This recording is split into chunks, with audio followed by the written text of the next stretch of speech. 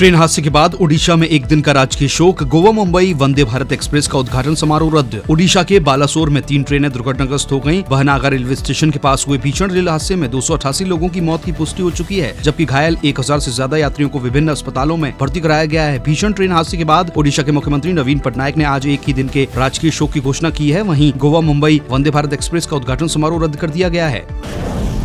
2 दिन के भारत दौरे पर आएंगे अमेरिका के रक्षा मंत्री राजनाथ सिंह करेंगे मुलाकात। अमेरिकी रक्षा मंत्री लॉयड ऑस्टिन 4 जून को 2 दिन के दौरे के लिए भारत आएंगे। यहां वे रक्षा मंत्री राजनाथ सिंह से मिलेंगे। ऑस्टिन ने हाल ही में जापान, सिंगापुर, फ्रांस और भारत की यात्रा की घोषणा करते हुए कहा था कि वह राजनाथ सिंह और अन्य नेताओं से मिलने के लिए भारत का दौरा करेंगे। कोरोमंडल एक्सप्रेस हादसे में पास के गांव वाले हैं असली देवदूत। 1200 जवान, 200 एम्बुलेंस, 45 बचाव दल के बीच निभाई अहम भूमिका। कोरोमंडल एक्सप्रेस हादसे के बाद बचाव दल गैस टॉर्च और इलेक्ट्रिक कटर की मदद से रात भर रेलगाड़ियों के बीच फंसे जीवित लोगों और शवों को बाहर निकालने की कोशिश करते रहे। हालांकि हादसे के फौरन बाद आसपास के गाँव वाले असली देवदूत साबित हुए। घटनास्थल पर पहुंचे ग्रामीणों ने ट्रेन में फंसे लोगों को निकाला और ट्रैक्टर ट्रॉली के आदि से अस्पताल लेकर गए। इस दौरान मामूली रूप से घायलों को पानी पिलाकर और सुरक्षित जगह पहुंचाकर मदद की है। 1200 जवानों के अलावा 200 एम्बुलेंस, 50 बस और 45 हेल्थ यूनिट दुर्घटना स्थल पर काम कर रही है। अशोक गहलोत की सरकार में सरकारी कर्मचारियों को बड़ी सौगात, अब एडवांस सैलरी ले सकेंगे राजस्थान के कर्मचारी। राजस्थान के सरकारी कर्मचारियों को राज्य की ओर से एक बड़ी खुशखबरी मिली है। सरकार ने एडवांस सैलरी को लेकर बड़ा ऐलान कर दिया है। इसके तहत एक बार में 20,000 रूपए अधिकतम भुगतान किया जाएगा। अशोक गहलोत की सरकार देश में एडवांस सैलरी का ऑफर देने वाली पहली सरकार बन चुकी है। इस योजना का लाभ उठाने के लिए कर्मचारियों को अपनी SSO ID का उपयोग करके IFMS 3.0 के साथ खुद को रजिस्टर्ड करना होगा।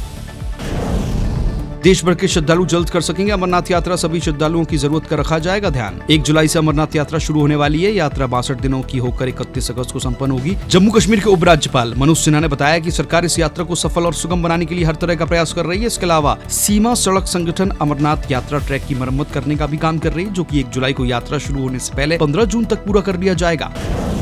पूर्व सांसद विनय सहस्त्रबुद्धे ने किया मध्य प्रदेश में बड़ा खुलासा। CM चौहान के नेतृत्व में ही लड़ा जाएगा विधानसभा चुनाव। मध्य प्रदेश में साल के अंत होने वाले विधानसभा चुनाव से पहले सत्ता परिवर्तन की अटकलों पर विराम लग गया है। पूर्व राज्यसभा सांसद विनय सहस्त्रबुद्धे ने कहा कि पार्टी मुख्यमंत्री शिवराज सिंह चौहान के नेतृत्व में चुनाव लड़ेगी। पूर्व राज्यसभा सांसद ने अपने भोपाल दौरे के दौरान ये कमेंट किया। उन्होंने MP बीजेपी में संभावित बदलावों की चर्चा पर कहा, पार्टी के केंद्रीय नेतृत्व ने कभी भी किसी बदलाव का जिक्र नहीं किया है।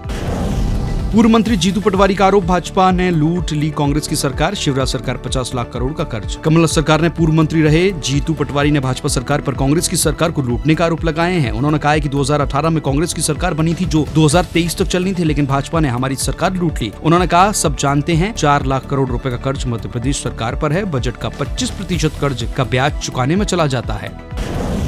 ग्वालियर के ब्राह्मण भोपाल के जम्बूरी मैदान में भरेंगे हुंकार। बैठक में शामिल हुए मुरैना, भिंड, दतिया, शिवपुरी के प्रतिनिधि। ब्राह्मण समाज द्वारा रविवार को भोपाल के जम्बूरी मैदान में आयोजित ब्राह्मण महाकुंभ हुंकार में ग्वालियर चंबल संभाग के हजारों ब्राह्मण भाग लेंगे। यह निर्णय ब्राह्मण समाज की एक बैठक में लिया गया है। बैठक भोपाल से आए विशेष प्रतिनिधि नितिन भार्गव के मुख्य आतिथ्य में हुई। अध्यक्षता वरिष्ठ समाज सेवी पंडित राम बाबू कटारे ने की। इस मौके पर मुरैना, भिंड, दतिया, शिवपुरी के प्रतिनिधि मौजूद थे। दिव्य ज्योति जागृति सेवा संस्थान द्वारा ग्वालियर के फूलबाग मैदान में 4 जून से श्री राम कथा आयोजित होने जा रही है। श्री राम कथा मात्र के लिए पूर्ण तैयारियां पूर्ण हो चुकी हैं। 60 वर्ग फीट के वातानुकूलित डोम में विदुषी दीपिका भारती 4 जून से 10 जून तक राम कथा की अमृत वर्षा करेंगी।